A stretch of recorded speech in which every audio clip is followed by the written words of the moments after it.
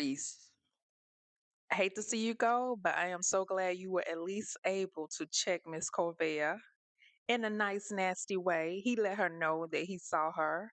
He knew right off the bat what she was about, and she's about money. Corvea is not looking for love. She's looking for a man with an account that's willing to spend on her.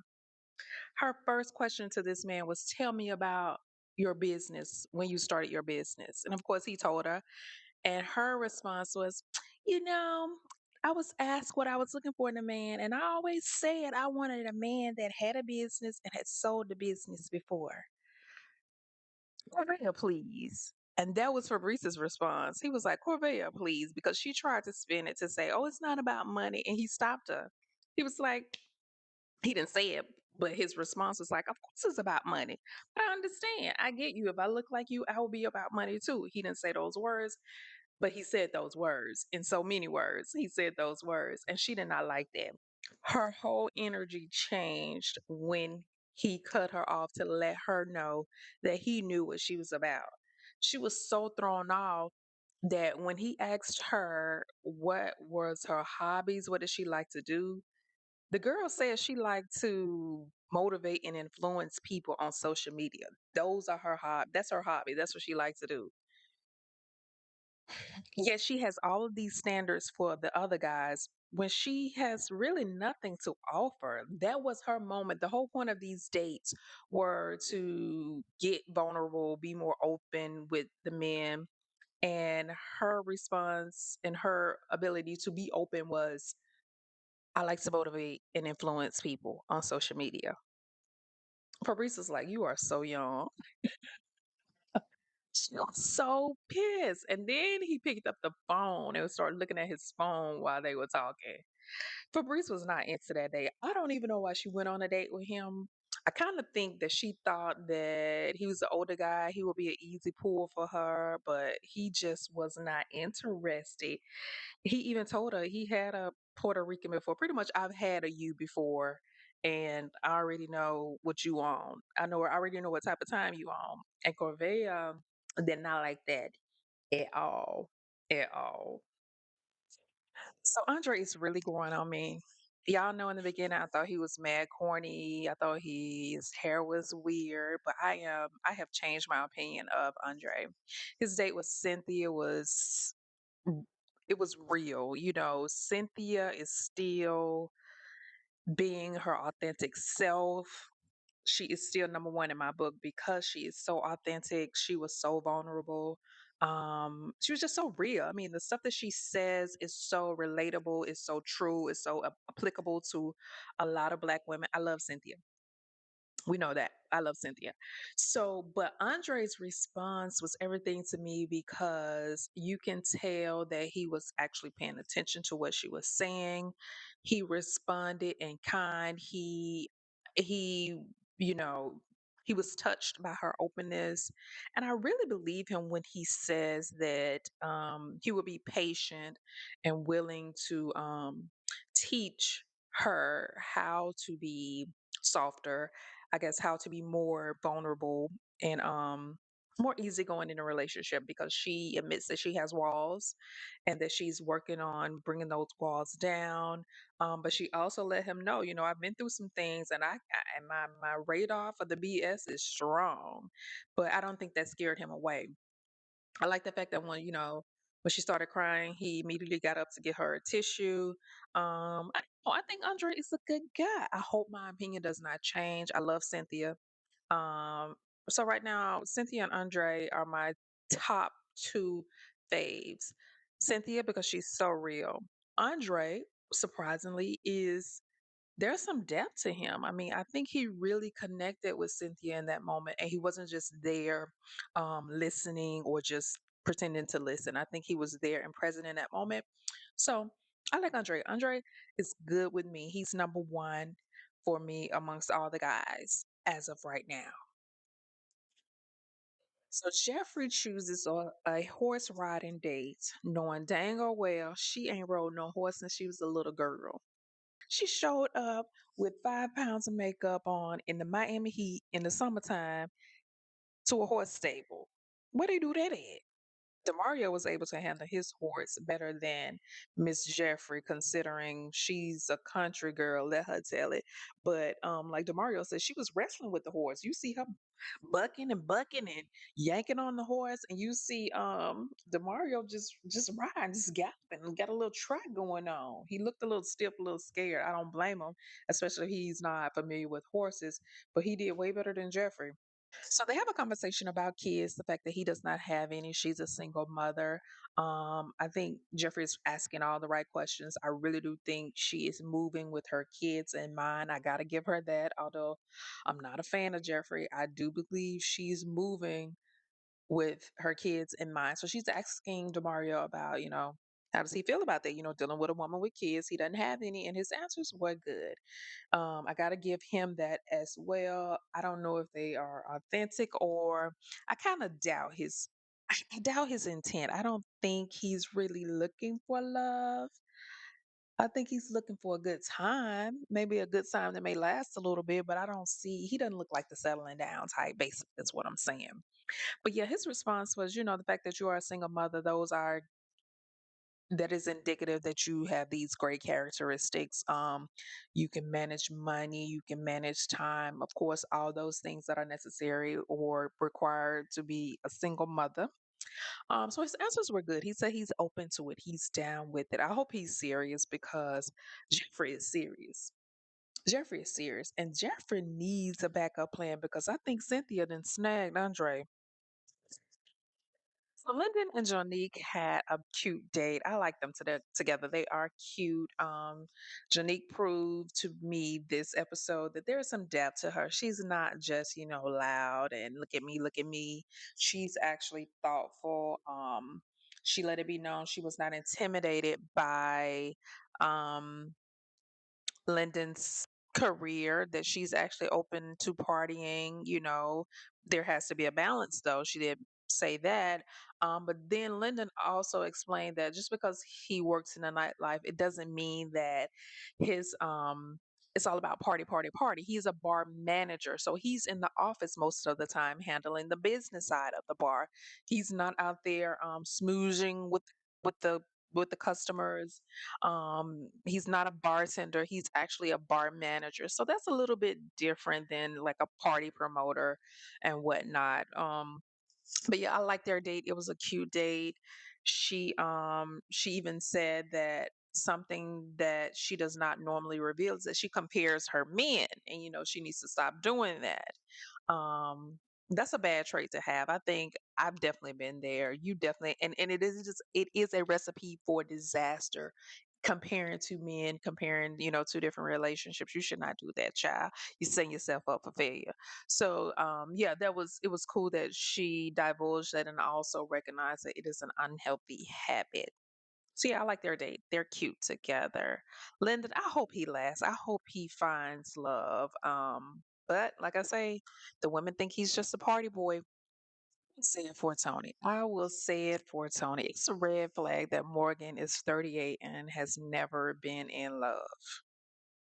That's a red flag. Like, what has what has her life experiences been at the age of 38? I don't know. I can't think. I mean, granted, I was gonna say high school, that teenage love. Count that as love. Like, I count that as love. It may not have been, love in its truest form, love personified, but it's love. Love is what this is me going on my soapbox. Love is what you feel in your heart, not what, others may say it is. Love is an emotion, and for her to say she's never been in love, how is that possible at 38? By the time I was 38, I know I've been in love at least 5 times. At least 5 times by the age of 38. Telling me nothing like, what has she been doing?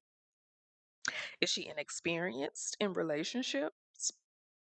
That's a red flag. Because if you're inexperienced, you have not learned anything to apply in your current a new relationship. You know what I'm saying? It's kind of like dating a virgin. They don't know nothing about sex. You know what the sex is going to be like. It's not going to be great because they don't know anything about it. So if you haven't been in any relationships, how do you know how to move in a relationship? That's a red flag. I'm sorry, that's a red flag. Since she was married or anything, I don't remember her story. The only thing I remember about Morgan is religion and how important it is to her that her man has his own relationship with God. Um, that's all we know about Morgan at this point.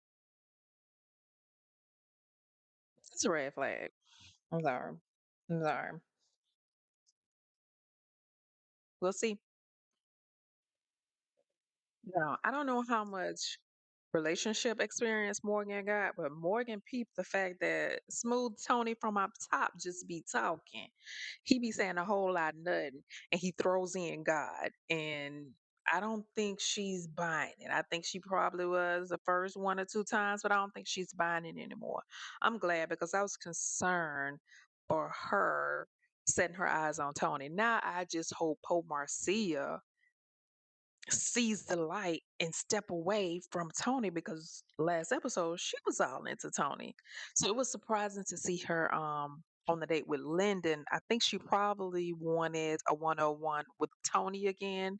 And even Lyndon said he wanted a date with Morgan. So I'm not sure how they coupled up um at the end of the day on that little group date. But Lyndon goes in for the kiss. Marcia had to curve him, but she did it in a nice way. I think she has friend zone Lyndon. Lyndon, we're seeing Lyndon trying to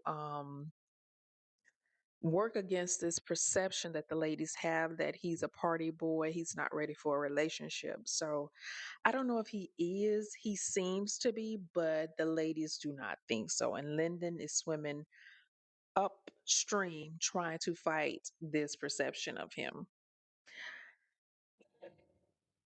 And it doesn't help that he and Marcia exchanged numbers, but he never called her. He did say he works nights. He has a different schedule than most people. So I imagine it would be hard to um, maintain relationships, maintain communication with folks when you're awake when they're asleep and you're asleep when they are awake. So I think that's the issue with he and Marcy. I don't think he just really wasn't interested. I don't think I'm giving him the benefit of the doubt. He has a nice face and a nice smile, so he gets the benefit of the doubt for me until he proves me wrong. So the date with Mercedes, Blake, who was it? Sue Ann, and Mark Anthony. Um, Blake coming in stiff as usual. Lord, Blake's so stiff. He can't help it.